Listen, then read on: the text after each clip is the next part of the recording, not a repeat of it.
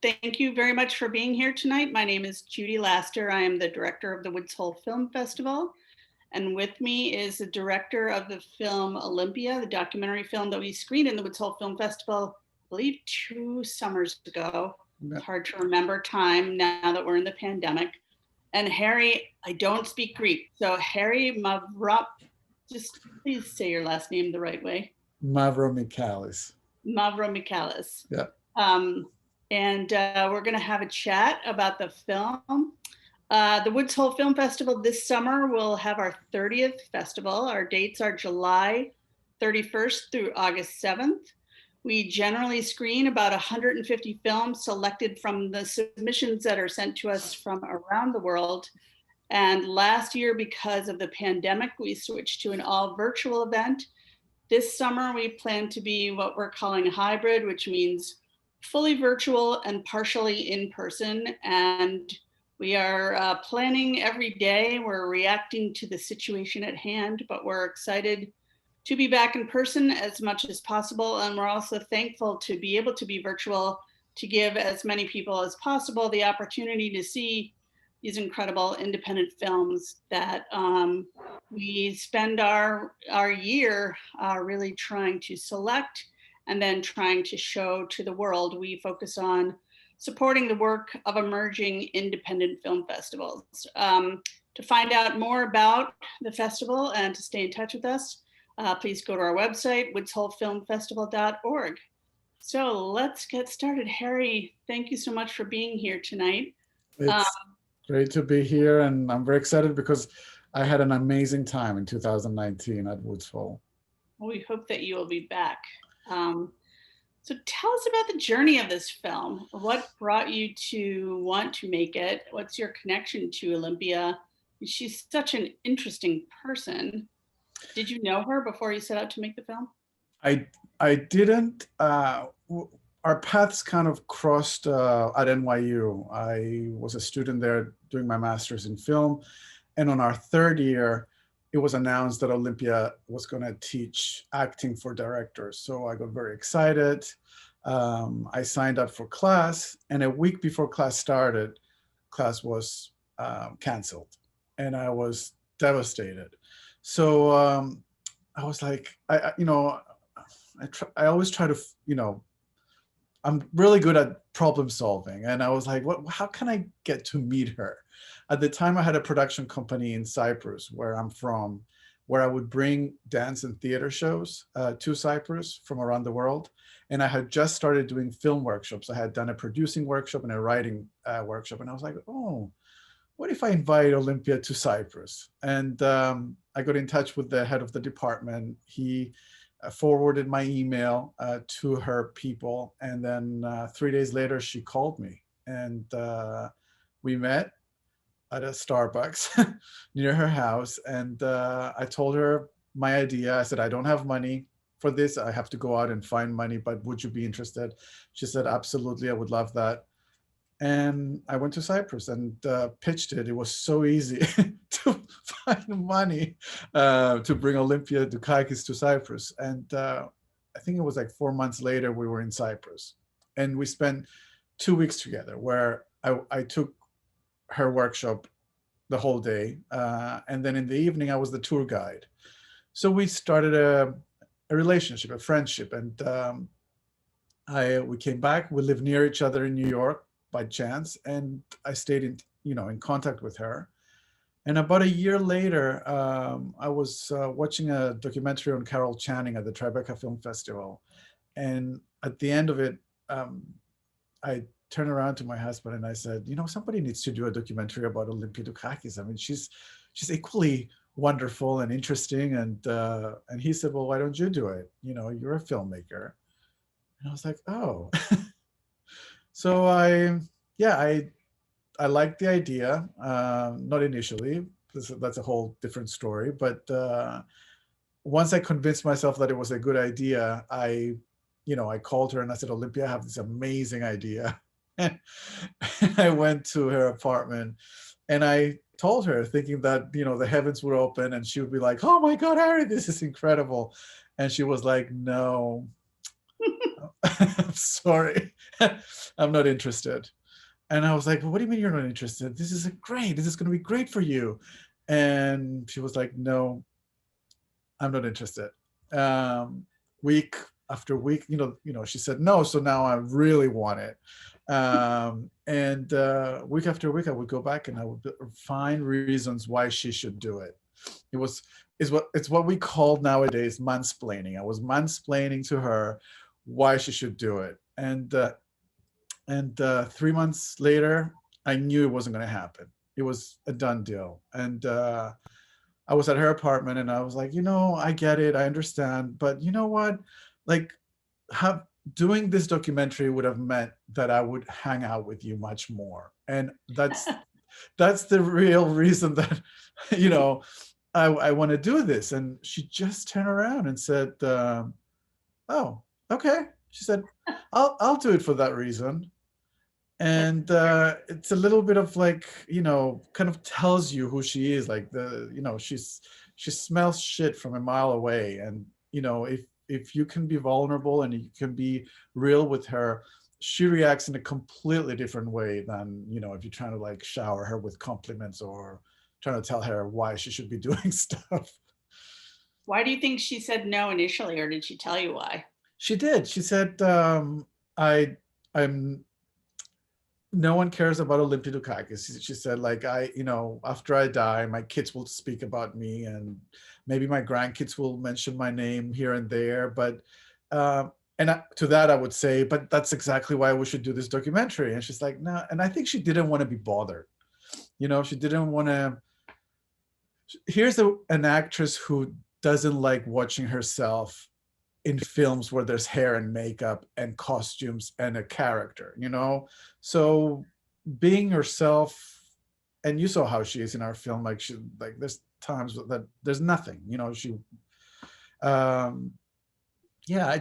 don't think she wanted to be bothered.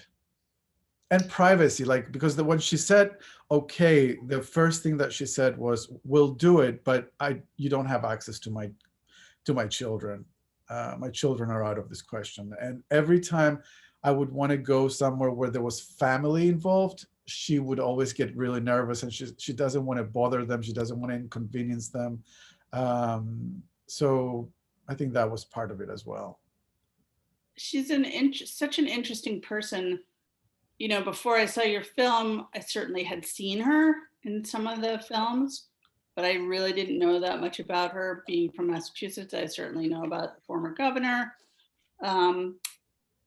But she's like almost a reluctant actress, if you will. But she's a fierce actress. But she loves acting, except everything that goes with it. What do you mean? It seems like she loves the theater. She loves acting. She loves being the energy that you get from being an actor, but she hates all the accoutrements that go with it. But I don't know if this is true. It just seems that way. No, I think I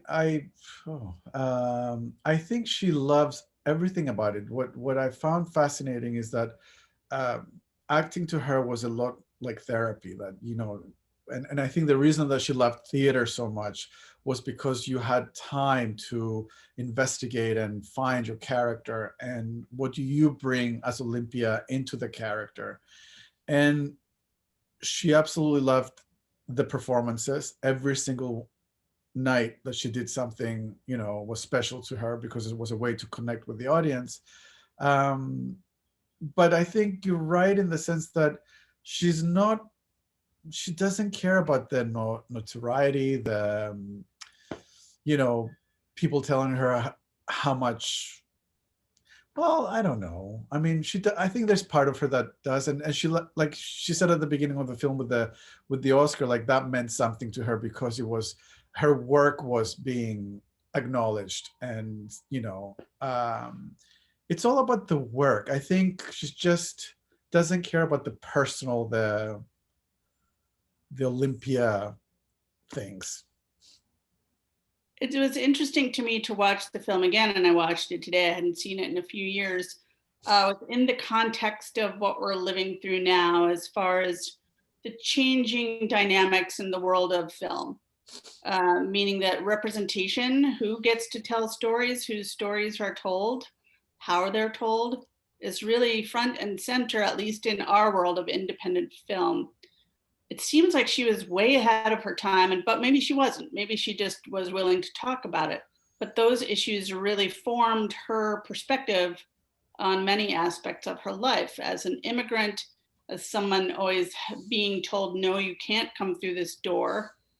And can you talk about sort of now when you look back on the film, do you get more out of it now within the context of where we are? Yeah, I mean, at the time, I even saw that in the whole feminist movement, which she would never, I don't think she would ever say that about herself, that she was a feminist, but she lived like a feminist. And so, yes, there's definitely like the reason that I feel like it's such an important film to watch, for people to watch, is because of this, um, you know, her way of being. It's not so much talking about it, it's she lived her life take taking, never taking no for an answer, and always struggled with, this, the feelings of feeling like she was less than men, because that's how she was treated as a child in the Greek community, and feeling too ethnic because of her name and not being able to get auditions. But she just, and there's a great little scene that's not in the film, but it's of her and Louis after she won an Oscar, and Louis was like sick and tired of auditioning because he wasn't getting the parts. And she said to him, well, why don't you just give it up for a little bit? Like, don't go after it so much. And he's like, no, I can't do that. His mentality was always like, go, go, go, fight, fight, fight. For her, it was like, I'm still gonna fight, but I'm just gonna do it my way. So you don't want to, you don't want to audition me. I'll just start my own theater company, and I will do really great work, and then you'll have to come and see me at my theater. And that's how she lived, I think, through her whole life. I think since she was a child, she just, her mother tried to suppress her strength and her, what they called at the time, wildness.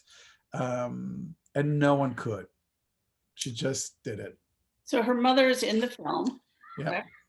How much time did you get to spend with her mother?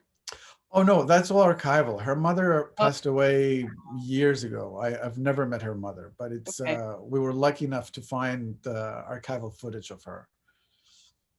Yeah, it seems like that she's still working out that dynamic, that relationship. I mean, you could see it when the Greek women that she met sitting outside, it seemed like she could see herself being there.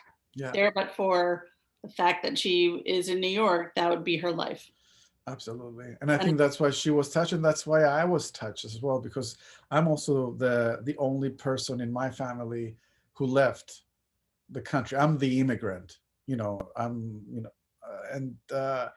it was funny because after that scene, when we went into the car, I asked her, do you feel regret that your parents left?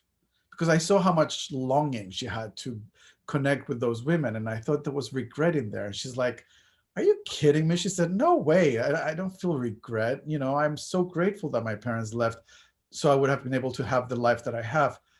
But she said, I feel shortchanged because, there was no more family. You start fresh in a different country. So that was interesting to me. Yeah. I just wanted to remind the audience that probably in about 5 minutes, we're going to open up the conversation to include any questions you might have.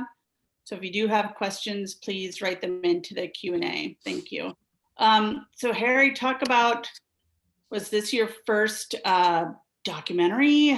You said you went to Cyprus and like money fell from trees. That's what I thought I heard you say. For the workshop. For the workshop. Was this your first feature documentary? And then If so, how did you go about making it? I mean, how, you told us a little bit about how you convinced her after a long time to let you make it, but it's one thing to have someone let you make it, and then it's another thing to make it. Yeah, it was probably one of the most difficult, if not the most difficult thing I ever have done in my life. I didn't know anything about documentaries. I didn't take any classes at a university. I was very snotty about documentaries. I was like, I'm going to be the next Martin Scorsese.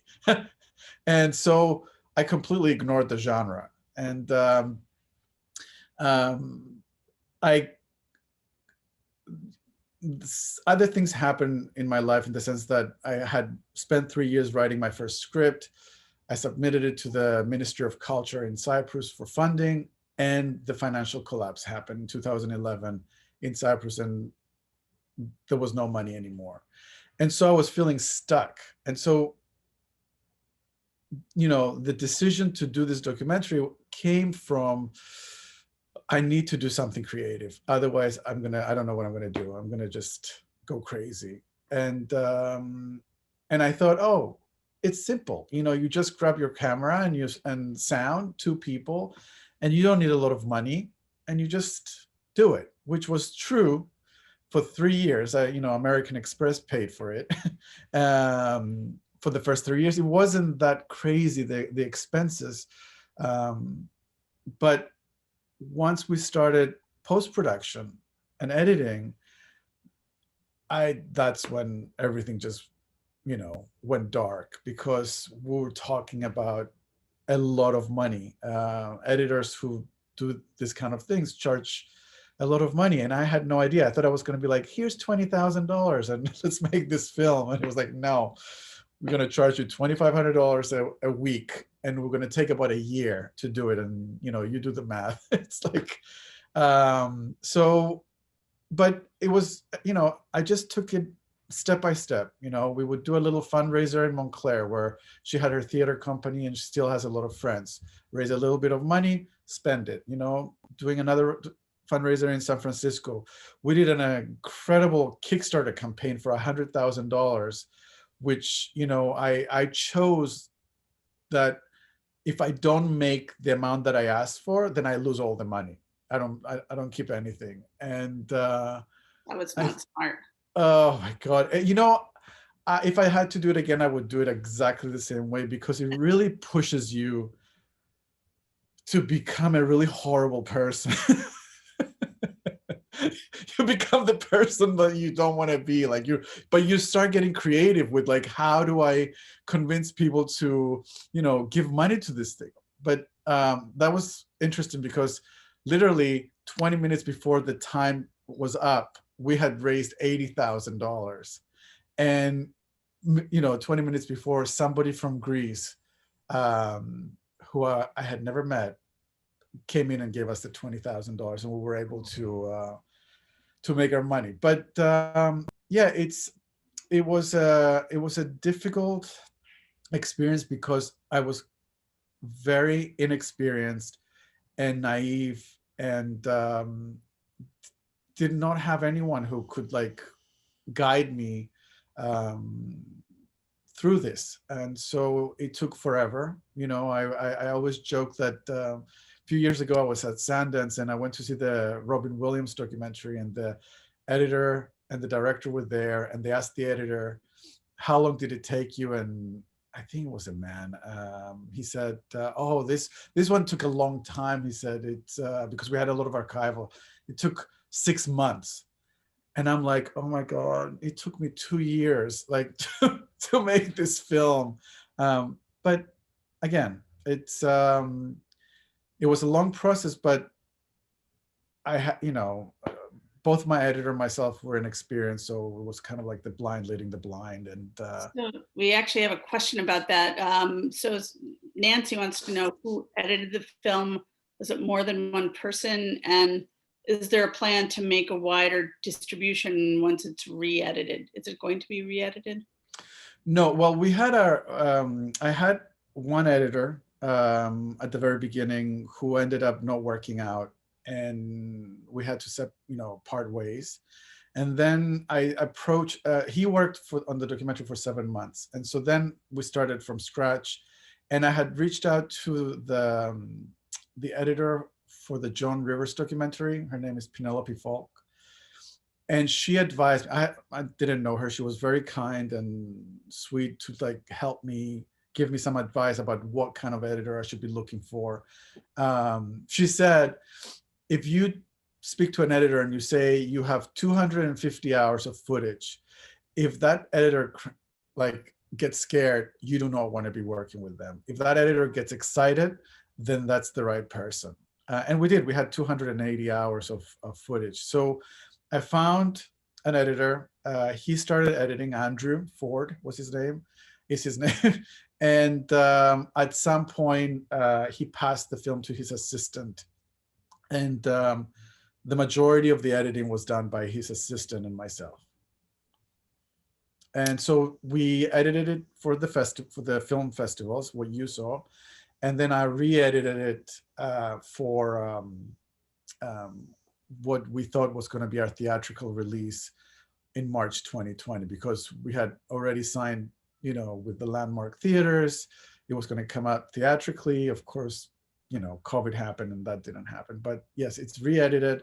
It will not be edited anymore. And yeah, this is it. We do have somebody who wrote in with a little personal thing, and I'll get this to you a little bit later, but she has a connection. She was the masseuse that Olympia mentions in the film, and she would love to connect with her. So I'll connect you afterwards. That'd be great. So when you started making the film, did you have an idea about what you thought the story was going to be? No, nothing. I didn't. It's not that kind of a documentary where you have a narration and a story, a through line. I didn't want to make a PBS kind of a film. She was born here and then this happened and this happened. That's the only thing I actually knew from the very beginning, that I wanted to do a cinema verite documentary where as few as talking heads as possible. And so all I knew was that I had spent a year already before I started filming, getting to know this woman. And I knew there were things that I wanted to include. I wanted to see her in rehearsal. I wanted, to talk about, certain themes in her life. And so I just started filming. And we really started figuring out the story at the editing, in the editing room. And I think that's why it took 2 years to make. How did she feel about having a film made about her once she agreed to have the film made? I mean, how was she as a subject? Was she comfortable with you being in her life for such a long time? She was. I mean, there were definitely times when, especially if she was working, if she was going to rehearsing for a play, she would let us film a little bit, and then she's like, okay, you guys got to go. I have to learn my lines, and we would leave. But yeah, overall, she was fine. Once she said the yes, she's very professional like that, which is the same. She's the same way in her work, that, she does it. She's full on. I don't think, and I know this because, when we showed her the film at the end, and she, we arranged a screening for her. She invited 12 girlfriends of hers in her apartment, and we screened it. And she watched the whole thing, and at the very end, she said, like, Harry, this is wonderful. She said, I don't know what I was thinking you were going to do, but this is not it. And she said, this documentary was about me, and even I wanted to know what happened next. She said, you did such a great job. So I think she said yes and hoped for the best. And if it didn't work out, I think she was okay with that as well. I feel like, and I don't know if you feel like this, after seeing it, it sort of increases, in my opinion, her importance as an actor. But yet I feel like she still is sort of at the same level. But she is one of the greats, but she's not somebody, I mean, I guess she's a household name. I don't know. What do you think? She's definitely a household name for people 40 and above. I don't think many young people know her. But also, in my experience, when you tell the name, they're like, oh, I know the name, I know the name. And then once they see the face, they're like, oh my God, yes, of course I know her, because she's a character actress. She has done, 150 films, I think. And so, yeah, she's, I mean, I don't know if this film makes her any. I think it people get to see Olympia Dukakis the person. Everybody knows how amazing she is. I don't think you watch this film and you're like, oh my gosh, she's a great actress. I think you watch this film and you say, oh my God, she's a great woman. Absolutely. Yeah. What was the biggest surprise that you had when you were making the film, or even afterwards when it was finished? It's hard to watch your own films, but I would think with the advent of time, you might be able to look at it a little bit differently now. Has it changed for you? No, it hasn't. It's the weirdest thing. I still cry at parts that, you know, um, I surprise. I think the biggest surprise was when, she said, you don't have access to my kids. And then we showed her, I created this like 2.5 minute trailer so we could start raising money 2 years after into the filming of the film. And I showed her the trailer and she was like, oh my God, Harry, this is great. This is wonderful, but you don't have my kids. And I was like, yeah, I don't have your kids because you don't want me to have your kids. And she's like, no, no, no, no, no, we got to change that. We got to change that. And that's when, she reached out to her 3 kids and 2 of them said yes and one of them said no. But I think that was a big surprise and a good one for me. What is she doing now? She's at home. I mean, she, God, was it 2 years ago when Tales of the City came out at Netflix, the new series? She had done some series, Tales of the City, in the 90s. And then Netflix had bought the latest book by Armistead Maupin, and they filmed it. So that was her last acting role. She then continued teaching, not at university, but in her apartment until COVID hit. And so she's not doing much. She just got vaccinated. So hopefully, I don't think, I mean, she's not going to be working for sure, but hopefully we will be able to see her more now. Just wanted to remind the audience, feel free to ask questions in the Q&A and we will get to them as soon as we can. So tell us a little bit about the film. So you make the film, you think you're going to have a theatrical, the world shuts down, and now what? Oh God, yes, that was intense, because neither the distribution company nor our team knew anything like what was going to happen. We basically said, okay, let's not do it in March, let's move it to July. So everything was like signed for July, thinking that COVID was going to come and go, and soon we realized it wasn't happening. And for a few months we were just frozen. We just didn't know what was going to what to do. And then the distribution company had an idea, said, listen, there's this thing called virtual theatrical release now, where people can actually watch your film in their home, but they paid, the ticket of a theater ticket. Would you be interested in this, or would you rather we wait till COVID is done and then, deal with distribution? And I was like, nope, let's do something, anything. And we did a Facebook Live event, which was free. And that way we were able to get publicity and reviews for the film. And then the next day, the film opened on virtual cinema. After that, they wanted us to, the distribution company wanted us to open digitally.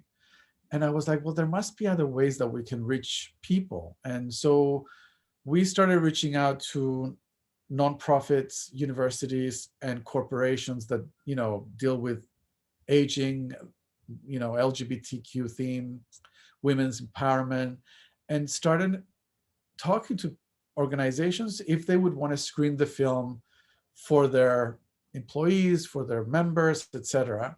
And so we did that for a while, and we're still doing it. Actually, it's been an incredible something that we wouldn't have done if it wasn't for COVID.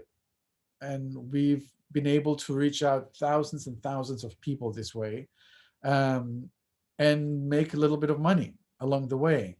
And then a month ago, we it was released digitally at Apple, iTunes, and other digital platforms. And now we're trying to sell the film to other television, like PBS or some other network, um, and hopefully someone like Netflix or Hulu, or just trying to get the film out to as many people as possible. So a lot of documentaries have a companion impact campaign to go along with their release. And I know you didn't really think about necessarily doing that as part of this film, but it seems like in a way you almost backed into it. Have you really, has that sort of created a different perspective for you as a filmmaker about not your responsibility, but when you're making a film, how you think about the film that you're making? Absolutely. Completely. That's a great question, actually, because that is exactly what happened. Having done thinking that I was doing a bio doc, about a person, I didn't realize that at the time that there would have been themes that would have been helpful to do an impact campaign. And yes, we did. We have a discussion guide. We have, it's been an incredible journey. And I'm saying incredible for me because of that, because it was, I'm always excited when I get to learn something new. And I know doing this, that every single documentary that I will make in the future will have something like this. Yeah. What kind of research did you do before you made the film, or did you do any? No. No research. No research. It just literally was like, let's start. And so, like you were saying initially, you weren't a documentary filmmaker. Do you consider yourself a documentary filmmaker now? I absolutely love it. So yes, I mean, I'm working already on my second documentary, and I'm producing a third documentary for a fellow Cypriot, Greek Cypriot filmmaker. So I would say yes. Tell us a little bit about the film that you're working on. Well, my second documentary or the other one? Both. My second documentary is a story about a gay couple in Dallas, Texas, who've been together for about 30 years, both very successful artists. One is a painter, the other one is an interior decorator. And we arrived in Dallas pre-COVID because House Beautiful was going to go shoot their apartment for the magazine. And as we're shooting, we find out that they are actually being evicted because they don't have money to pay the rent.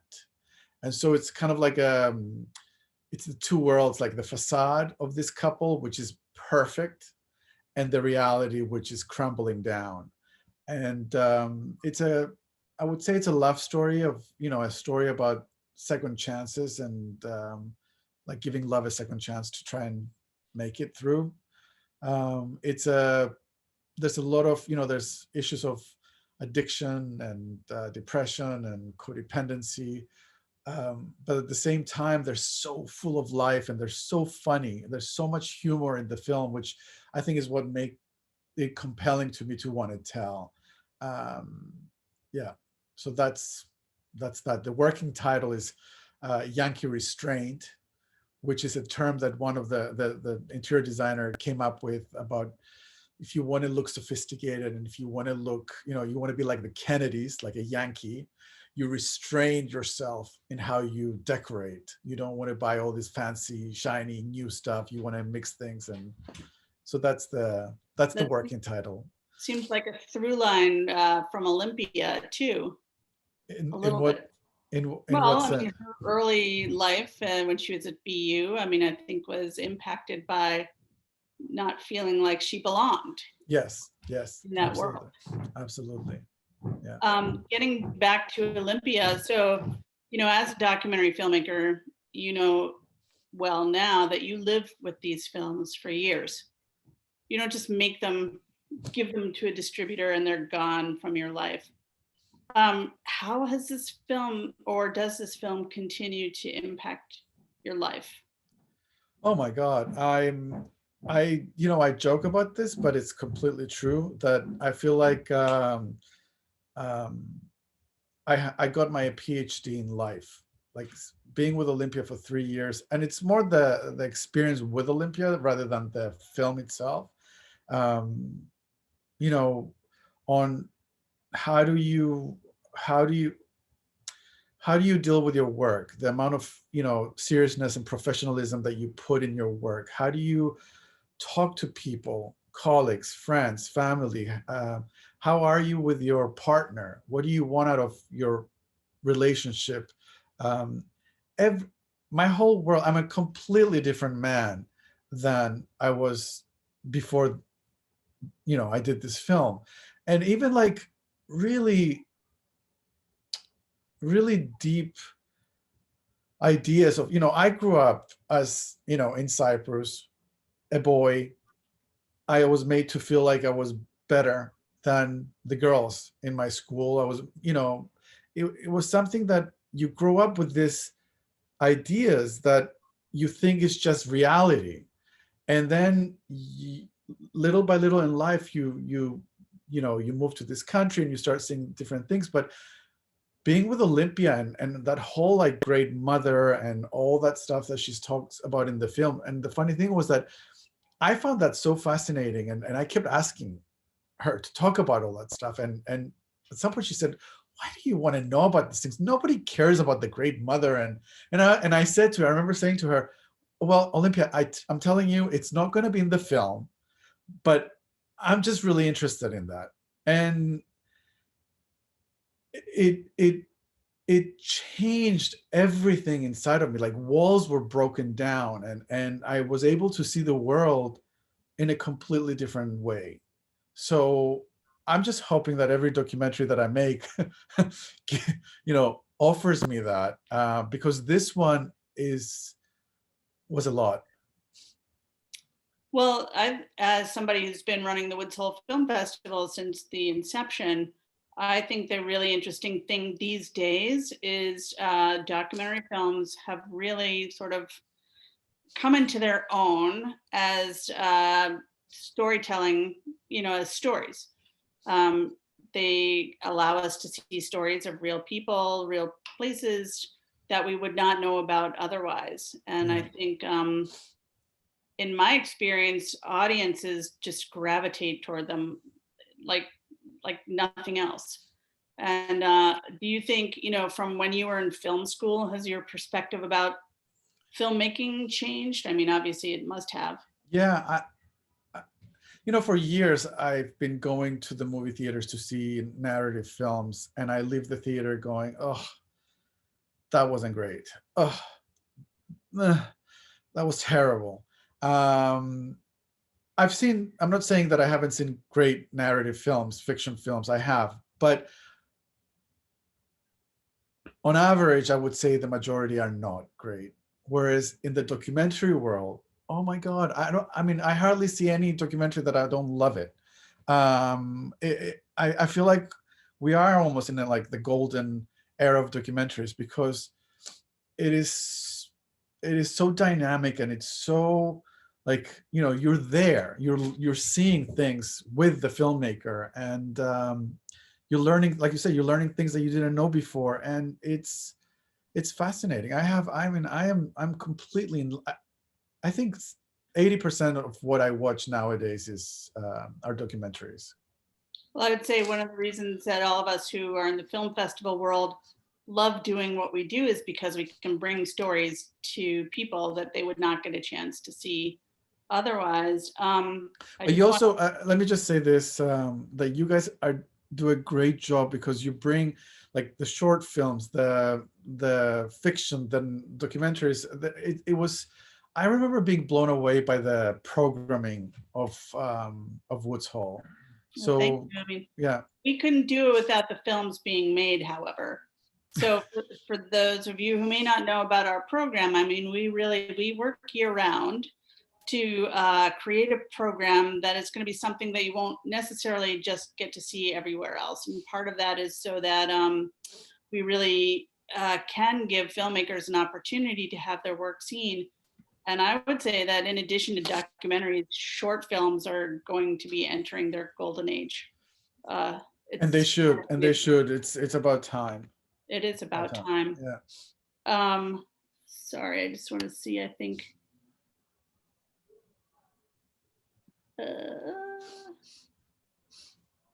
I thought there was another question.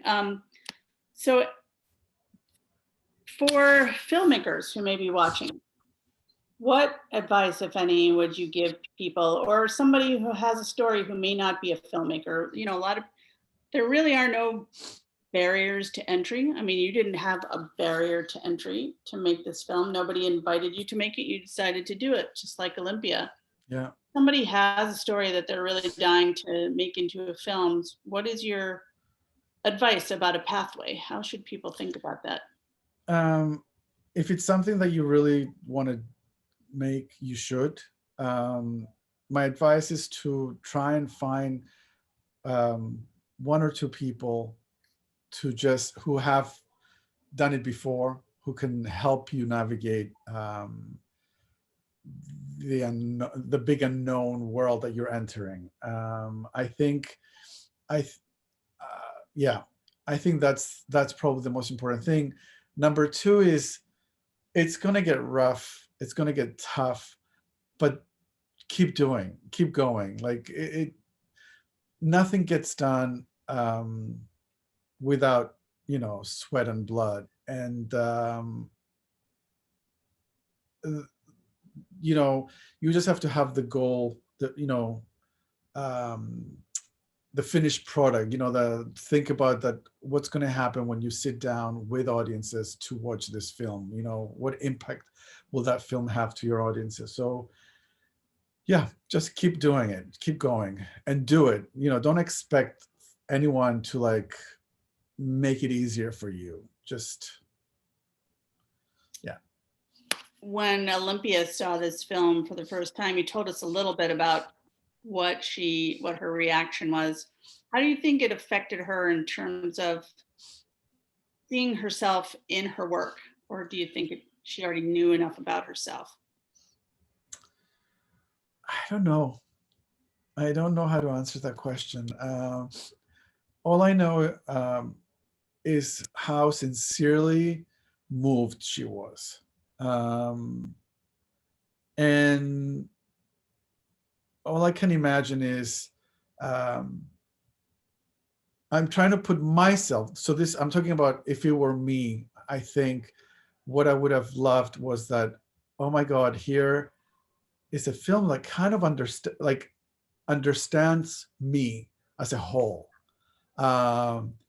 Until now, I was, there was an aspect of me that people knew, but now there's a fuller picture, not necessarily completely full, but a fuller picture than before. I'm hoping that that's what she saw, but like I said, all I saw was how much she was moved. So it's all guessing.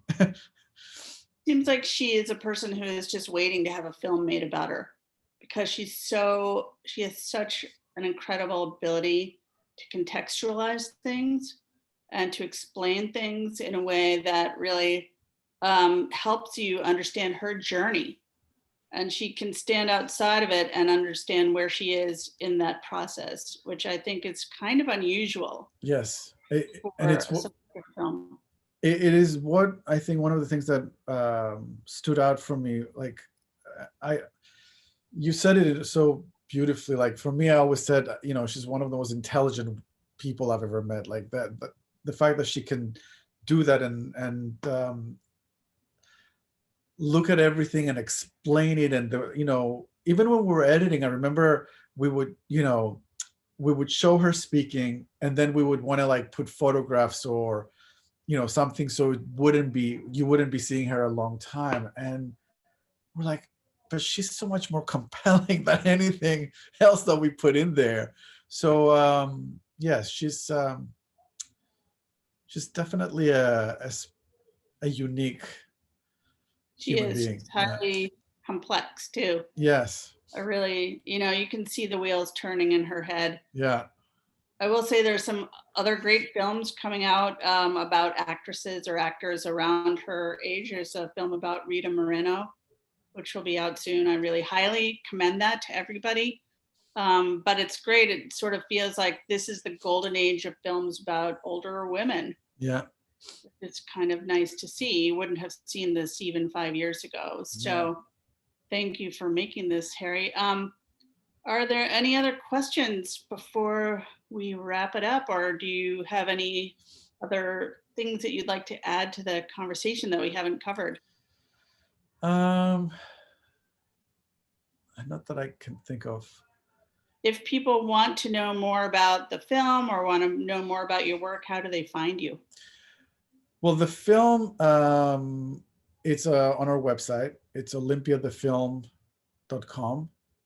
And all our social media is the same. Olympia the Film, hashtag, is it hashtag or at Olympia the Film? And you can reach me through the website. Yeah. And so we will look forward to your next film. I'm sure we'll have it at the hopefully 32nd Woods Hole Film Festival. Hopefully we will be back in person. Yeah. As I said at the beginning to everybody, thank you for being here. We are still in the middle of COVID as far as events like film and music.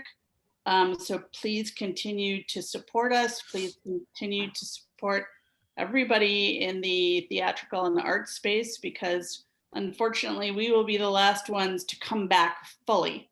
So thank you very much for being here tonight. And this will be posted on YouTube. And Harry, thank you. Thanks for letting us show Olympia to the audience. It was really wonderful. Thank you for having me. This was a pleasure. Thank you. All right. Good night, folks. Bye-bye.